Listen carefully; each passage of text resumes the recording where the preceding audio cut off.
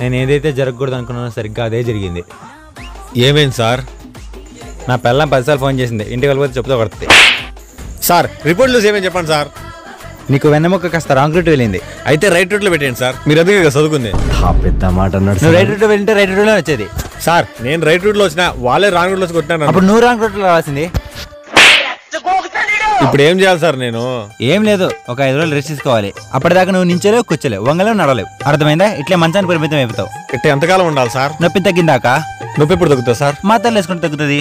మాత్రలు ఎంతకాలం వేసుకోవాలి సార్? నీ నొప్పి తగ్గింత వరకు వేసుకోవాలి. టాబ్లెట్స్ రాస్తానా, తగ్గేదాకా వాడతా ఉండు. ఇక నేను వెళ్తా. సార్ బెడ్ మీదే ఉంటే మరి ఒకటి కట్ట సార్. సార్ సార్ సార్ ఇప్పుడు ఓకే కదా, వెళ్ళొస్తా. ఒకటి ఓకే, మరి 2 గంటల సార్?